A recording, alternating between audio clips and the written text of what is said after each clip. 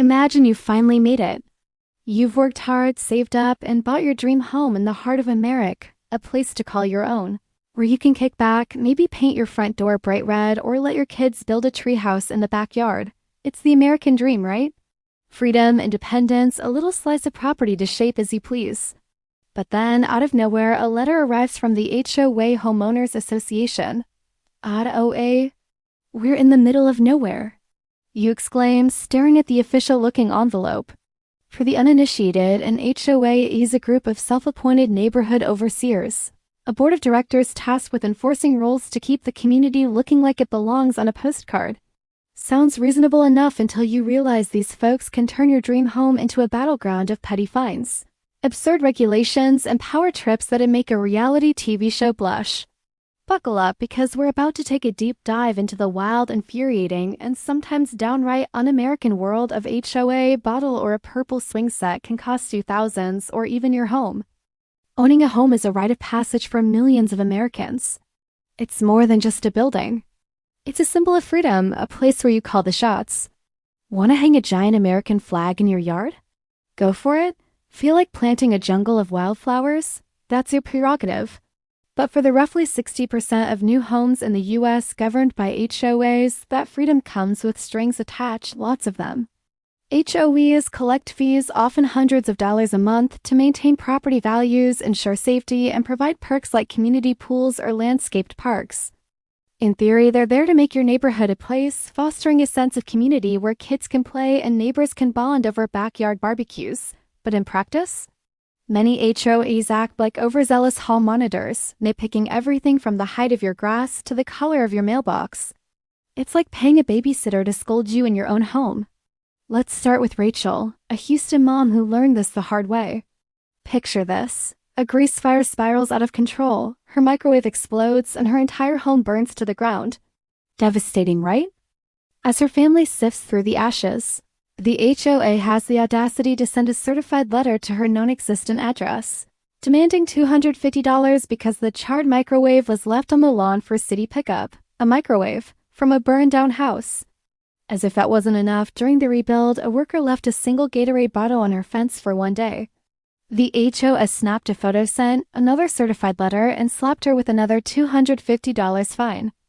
You can almost imagine some HOA board member, let's call him Gary, with a clipboard and a grudge muttering, "That bottle's tanking our property values." Rachel fought back, got the fines dropped, and shared her story on TikTok, where it went viral, exposing the HOA's callous priorities to a stunned audience. Then there's Betty Hooker, not a social studies teacher, but a Maryland homeowner with a knack for bad luck. In 2017, Betty decided to build an $8,000 fence in her backyard, dotting every I and crossing every T to get HOA approval. But when the fence was up, the HOA pulled out a ruler, a literal ruler, and declared it 8 inches too close to the community's common area. 8 inches. Betty thought it was a joke, but the HOA wasn't laughing. They hauled her to court, where she lost and faced a daily $25 fine that ballooned to $40,000 plus attorney fees. She moved the fence, but the HOA still wasn't satisfied, claiming it was off by less than an inch. The mental, emotional, and financial toll was, in Betty's words, devastating. Fortunately, she discovered the HOA had violated its own rules by not providing proper due process, and the fines were dropped. But the ordeal left her shaken, a stark reminder of how HOAs can turn a minor misstep into a life-altering nightmare. Not every homeowner gets a happy ending. Take Pat Kramer, an elderly woman in Georgia who'd lived quietly in her home for 13 years. In 2020, a new HOA management company rolled in and turned her life upside down. They targeted her for the pettiest infractions: visible trash cans, a garden hose not coiled just right, even her beloved lawn gnomes. At her age, keeping up with their demands was a struggle. She couldn't even move heavy trash cans or scrub her house fast enough. It gets darker. In Frisco, Texas, Army Reserve Captain Michael Clower returned from serving in Iraq to a gut-wrenching surprise. His $300,000 home was gone, foreclosed by the HOA. His wife, May, battling depression while raising their 2 kids alone, missed an $800 dues notice. Instead of knocking on her door or picking up the phone, the HOA sent letters she never saw, then sold the house for a measly $3,500 to cover the debt. A veteran who risked his life for his country came home to find his family's sanctuary stolen over pocket change. With the help of a legal defense fund and a federal lawsuit, they eventually reclaimed their home, but the betrayal stung. This wasn't just about money, it was a slap in the face to a hero who paid his dues in more ways than one. Then there's the absurd. In Auburn, California, an HOA got wind that someone was living in a garage. Gasp, their brilliant solution. Force every resident to keep their garage doors open from 8 a.m. to 4 p.m. Monday through Friday, practically begging burglars to help themselves to bikes, tools, or anything not nailed down. Residents were livid, and after a fiery HO meeting, the rule was scrapped. Or consider David Marth in Goodyear, Arizona, who, during a scorching 2024 heat wave, left a cooler of free Kirkland water in his driveway for passers-by. A true Good Samaritan move, right? Wrong.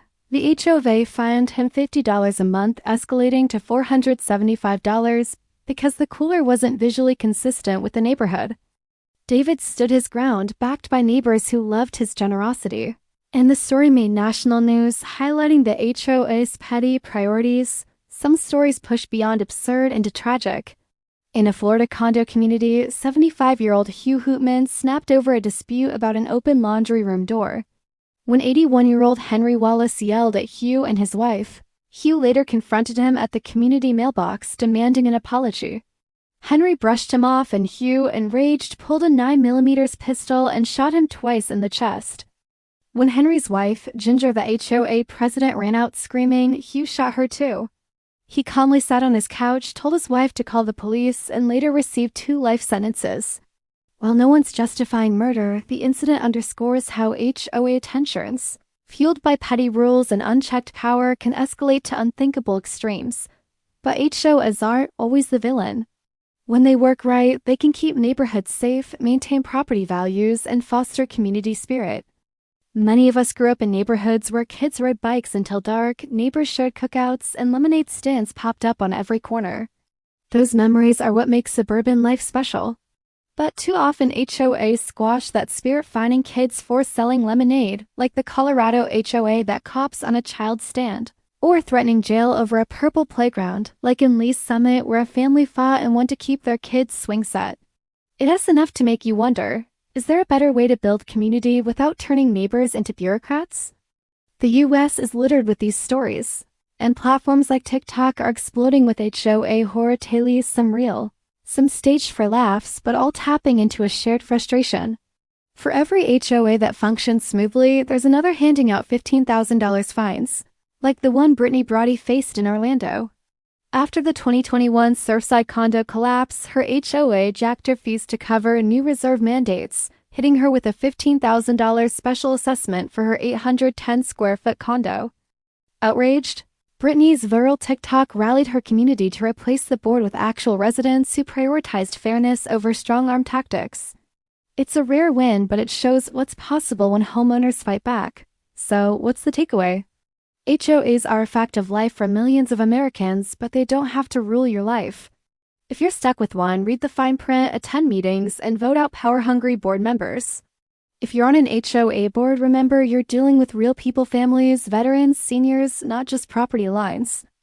The American dream is about freedom, not fines for a Gatorade bottle or a gnome.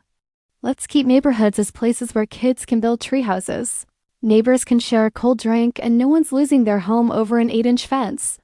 Because at the end of the day, homeownership should feel like liberty, not a sentence in HOA jail.